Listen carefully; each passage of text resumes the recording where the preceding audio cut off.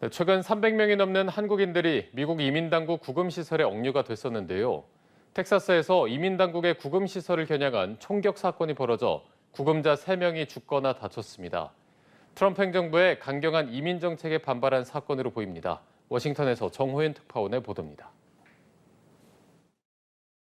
현지 시간 24일 오전 미국 텍사스주 댈러스에 있는 이민세관 단속국 아이스 구금시설에서 여러 발의 총성이 울렸습니다. 용의자는 인근 건물 옥상에서 구금시설을 향해 총격을 가한 것으로 전해졌습니다. 시설에 억류 중이던 3명이 총에 맞았고 1명이 숨졌습니다. 용의자도 스스로 목숨을 끊은 것으로 알려졌습니다. 숨진 용의자 주변에선 이민당국 아이스를 반대한다는 문구가 적힌 탄환이 발견됐습니다.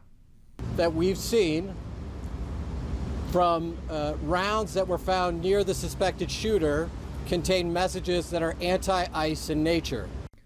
현지 당국은 총격범이 이념적 동기를 갖고 총격을 가한 것으로 보고 경위 파악에 나섰습니다. 이 구금시설엔 지난달에도 폭탄 공격 위협이 있었다고 당국자들은 전했습니다. This is the third shooting in Texas directed at ICE or CBP. This must stop. 이민당국이 불법 체류자들을 상대로 엄격한 단속을 이어가면서 크고 작은 사건이 끊이질 않고 있습니다. 지난 7월 텍사스주에 있는 또 다른 이민자 구금시설에선 괴한들에 의해 경찰관 1명이 총격을 받아 부상을 입었고 이달 초 시카고에선 자녀들을 학교에 내려주고 돌아가던 멕시코 남성이 이민당국 요원의 총격을 받고 사망했습니다. 우리 근로자들도 작업 도중 무더기로 체포돼 조지아주에 있는 이민당국 구금시설에 일주일 동안 억류됐었습니다. 하지만 트럼프 대통령은 전날 유엔 총회 연설에서도 불법 이민자에겐 자비를 베풀 뜻이 없음을 거듭 강조했습니다. 이민세관 단속국은 조직 규모를 대대적으로 늘리며 단속에 고삐를 쬐고 있습니다. 과잉 진압이라는 일부 비판에도 강력한 이민 정책엔 변화가 없을 거라는 트럼프 행정부의 답변인 셈입니다. 워싱턴에서 연합뉴스TV 정호윤입니다. 미국 조지아주에서 구금됐다가 풀려난 한국인 근로자들의 인권 침해 증언이 이어지는 가운데 미 당국이 과거에도 유사한 사례로 소송을 당해 배상에 합의한 사실이 확인됐습니다. 지난 2018년 트럼프 1기 행정부 시절 이민 단속반이 테네시주의 한 공장을 급습해 97명의 남미계 근로자들을 체포했습니다. 단속은 합법 체류 여부에 대한 확인 없이 이루어졌고 근로자들은 최대 14시간 동안 비위생적인 구금시설에서 지내야 했습니다. 풀려난 근로자들은 인종차별과 과도한 무력 사용을 문제 삼아 미 정부와 연방기관을 상대로 소송을 제기했습니다.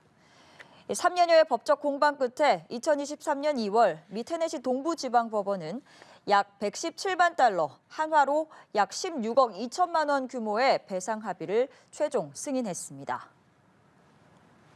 미국 불법 체류 단속 과정에서 사망자가 또 발생했습니다. AP통신 등에 따르면 현지 시간 12일 이민세관 단속국이 시카고 프랭클린 파크에서 차량 단속을 벌이던 중 차 한 대가 요원 1명을 친 뒤 도주했습니다. 차에 매달려 끌려가던 요원은 총을 쏴 운전자를 사살했습니다. 숨진 운전자는 멕시코 국적의 38세 불법 체류자로 확인됐습니다. 미 국토안보부는 국민과 법 집행기관을 보호하기 위한 조치였다고 설명했습니다. 미국에서 이민 단속 중 불법 체류자가 숨진 사례는 지난 7월 이후 이번이 세 번째입니다. 도널드 트럼프 미국 행정부가 대대적인 불법 이민자 단속을 벌이고 있지만 정작 구금시설에는 더 이상 자리가 없다는 지적이 나왔습니다. 외국인 투자를 받고 싶으면 임시 비자를 늘리라는 목소리도 잇따르고 있습니다. 장효인 기자입니다. 트럼프 행정부가 불법 이민자 단속에 화력을 집중하고 있지만 체포한 이들을 수용할 시설은 이미 포화 상태인 걸로 알려졌습니다. 국경안보 총괄 책임자 톰 호머는 수용 능력이 거의 찼다며 매일 침대 수를 늘리고 있다고 말했습니다. 미 정치 매체 폴리티코는 지난달 말 기준 이민 당국에 장기 구금된 인원은 6만 1,000명인데 정부가 보유한 침대 수는 6만 5천 개에 미치지 못한다고 지적했습니다. 국토안보부가 약 62조 원을 투입해 내년까지 구금시설과 침대 수를 늘리기로 했지만 체포 속도를 따라잡긴 어려울 걸로 내다봤습니다. 워싱턴 포스트는 식량과 위생용품 등이 부족한 건 물론 일부 시설에선 수백 명이 며칠간 바닥에 눕거나 앉아서 자야 했다고 보도했습니다. 이에 트럼프 행정부는 전임 정부에서 문을 닫은 악명 높은 교도소 3곳을 올해 말까지 다시 열기로 했습니다. 앞서 루이지애나주에는 중범죄로 기소된 불법 이민자를 400명 넘게 가둘 수 있는 시설을 개소했습니다. So absolutely, this is a facility that's notorious. Is that if you come into this country and you victimize someone, you're going to end up here. 한편 미 경제 매체 월스트리트 저널은 더 많은 외국인 투자를 받고 싶으면 임시 비자를 늘리라고 비판했습니다. 이재명 대통령의 이 발언에도 주목했습니다. 시설 장비 공장 설립하는데 기술자가 있어야 기계 장비 설치를 할 거 아닙니까? 미국에는 그럴 인력이 없고 또 이렇게 일할 사람들을 체류하게 해달라는 비자는 안 된다고 그러고. 월스트리트 저널은 미국인들이 듣기 거북할 수 있겠지만 이는 사실이라며 미국에는 이런 일을 할 인력이 없다고 꼬집었습니다.